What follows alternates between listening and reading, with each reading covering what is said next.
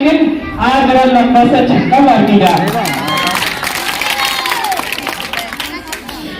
पता है कुछ मतलब जब मुशायरा होता है, शेरो शायरी को मुझे बहुत पसंद है, तो मैं वहां से बात बताऊं कि शायरियाँ हर किसी को पसंद नहीं आती है, और पसंद करने के लिए, तवज्जो देने के लिए, इंटरेस्ट देने के लिए जो महफिल होती है उसे जगाना पड़ता है। डांस देख देख के आप लोग जो सो रहे थे उसे जगाने का काम सद्दाम भाई ने किया था, और आगे के लिए मेरे लिए रास्ता जो है थोड़ा सा आसान हो गया। बेटियों ने अभी जो डांस किया था वो मुझे बहुत पसंद आया।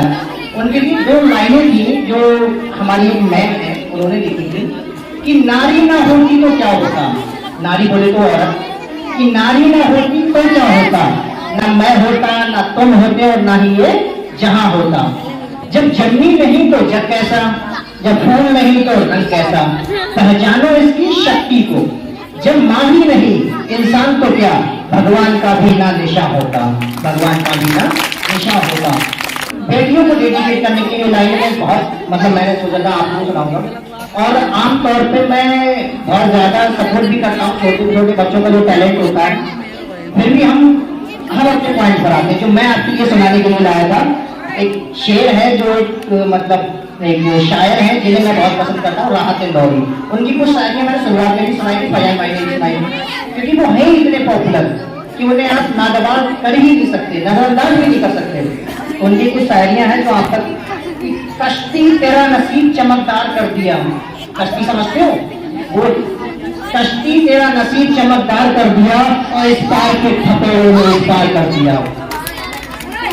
थपेड़ों कहते हैं उसे लहरों को, कि कश्ती तेरा नसीब चमकदार कर दिया, और इस पार के थपेड़ों ने उस पार कर दिया। और अफवाह थी, अफवाह थी कि अभी तबीयत खराब है मेरी, आसिफ भाई, अफवाह थी कि अभी तबीयत खराब है मेरी, लोगों ने पूछ पूछ के हमें बीमार कर दिया। अफवाह थी कि अभी तबीयत खराब है मेरी, लोगों ने पूछ पूछ के हमें बीमार कर दिया, और रातों को चांदनी के भरोसे ना छोड़ना। ये लाइन बहुत खूबसूरत है कि रातों को चांदनी के भरोसे ना छोड़ना, सूरज ने जुगनू को खबरदार कर दिया, सूरज ने जुगनू को खबरदार कर दिया। और रुक रुक के लोग देख रहे हैं मेरी तरफ, आज एक शख्स थे जो देख रहे थे, वो मेरे गांव के थे, तो सलीम नाम का उनका, वो मुझे ही देख रहे थे दरअसल, कि रुक रुक के लोग देख रहे थे मेरी तरफ, तुमने जरा सी बात को अखबार कर दिया। रुक रुक के देख रहे थे लोग मेरी तरफ, तुमने जरा सी बात को अखबार कर दिया। और इस बार एक और भी दीवार गिर गई, इस बार एक और भी दीवार गिर गई, बारिश ने मेरे घर को हवादार कर दिया, बारिश ने मेरे घर को हवादार कर दिया। और एक लास्ट शेर खूबसूरत सा है, बोला था सच तो जहर पिलाया गया मुझे। आसिफ भाई, लोग सच का बोल गया, बोला था सच तो जहर पिलाया गया मुझे, अच्छाइयों ने मुझे बुलाया, बोला था सच तो जहर पिलाया गया मुझे, अच्छाइयों ने मुझे गुनहगार कर दिया। और 2 गज ही सही है मेरी मिल्कियत तो है, मतलब कबर जो 2 गज की होती है, वहां से ये शेर लिया गया है कि 2 गज ही सही है मेरी मिल्कियत तो है। फयाज भाई, 2 गज ही सही है मेरी मिल्कियत तो है, ऐ मौत तूने मुझे जमींदार कर दिया। तो मैं यहाँ तक आया था, थोड़ा सा 2-3 लाइनें और है, ये अच्छी लग रही है, ये भी मैं आप लोगों को सुनाऊं कि मेरे होजरे में नहीं और कहीं पर रख दो।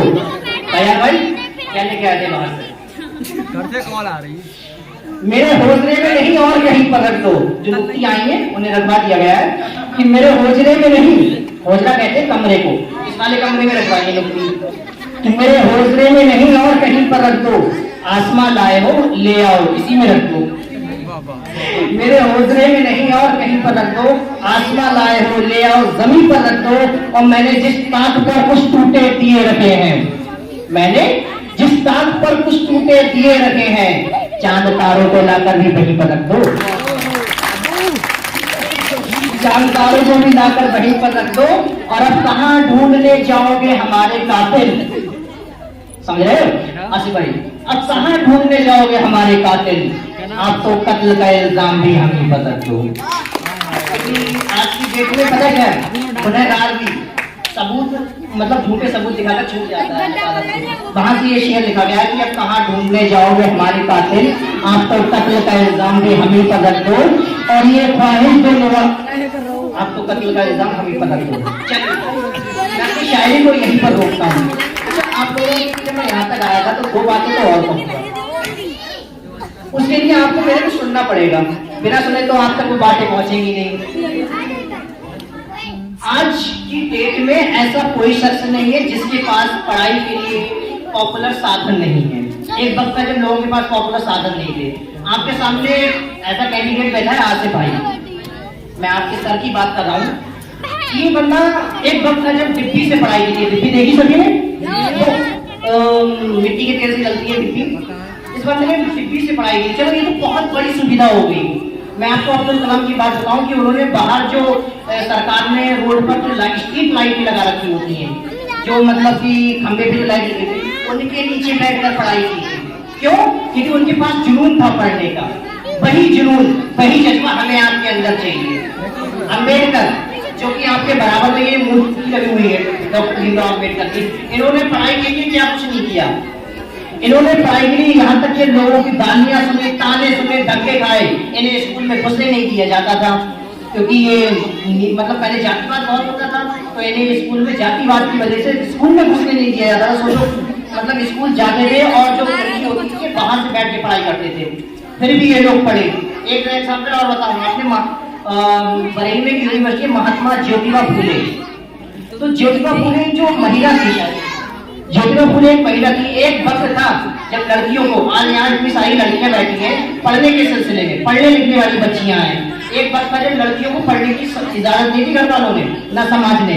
लड़कियों को पढ़ाना पाप माना जाता था। तभी तो स्लोगन चला है, बेटी बचाओ बेटी पढ़ाओ। अब जब बेटी बची नहीं तो पढ़ेगी कहाँ से? और जब बच जाएगी तो पढ़ तो अपने आप जाएगी आज की डेट में। लेकिन एक वक्त था जब बेटियों को पढ़ने के लिए भी मशक्कत करनी पड़ती थी। एक औरत थी महात्मा ज्योतिबा फूले, नहीं वो उनके हस्बैंड थे,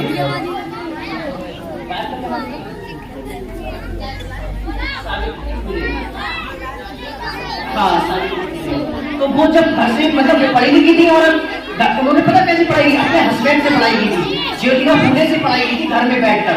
अब सोचो, जो औरत ABCD से शादी के बाद पढ़ना स्टार्ट करेगी, वो 2 साल के अंदर ही अंदर, 2 साल के अंदर ही अंदर वो घर पे बैठ के ही पढ़ गई। उसके बाद वो औरत जब बाहर निकलती थी, ज्योतिबा फूले ने एक स्कूल ऐसी पंचायत घर था गाँव में छोटा सा, वहां पर पढ़ाना स्टार्ट किया था और बच्चे आते थे पढ़ने, वहां लड़कियां नहीं आती थी पढ़ने।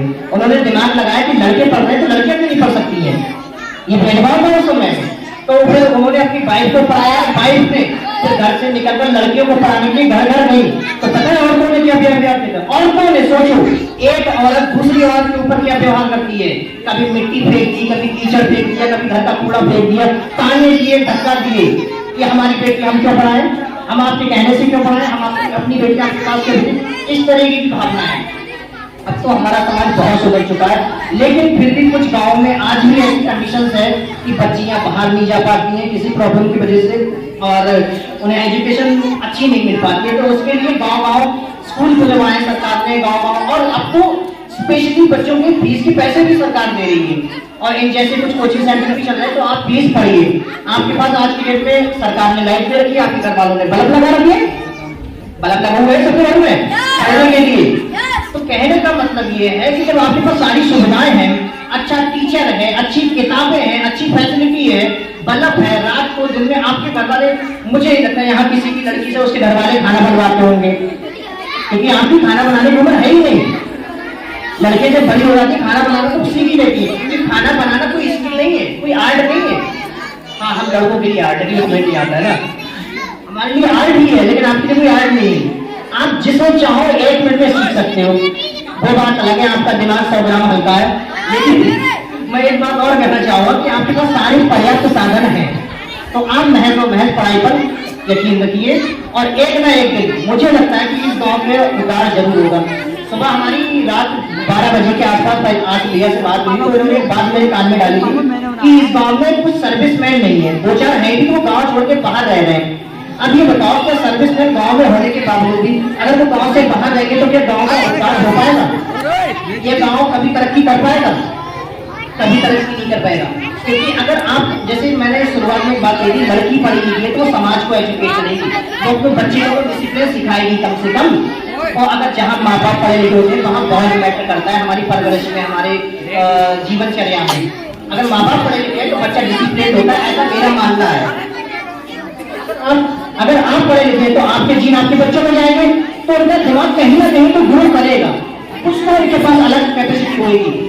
वो बच्चे ही अलग होते हैं जिनके माँ बाप अनपढ़ होते हैं, बच्चा कुछ कर जाता है, वो दिन रात मेहनत करता है, एक कर देता है, दिन रात 24 घंटे से 23 घंटा पढ़ाई करता है। ऐसे ही कोई बड़े एग्जाम के लिए नहीं हो जाते हैं, 18 घंटा पढ़ना पड़ता है। तो मैं बस आपसे यही दरख्वास्त कर रहा हूँ कि जितनी अच्छी बातें आप लोग आपस में कर रहे हैं उतनी अच्छी आप लोग पढ़ाई भी कर लीजिए, खासतौर से बेटियां, क्योंकि हमारा समाज जो है बेटियों से रिलेटेड है। और आपको समाज के अंदर अगर रहना है तो अगर आप पढ़ गए तो जाहिर सी बात है आपकी नस्ल खुद ब खुद पढ़ी लिखी पैदा होगी। इस बात को आप बात बांध लीजिए, क्योंकि आप पढ़ गए तो फिलहाल मैं अपनी भाषा को, अपनी वाणी को यहीं पर ध्यान देता हूँ।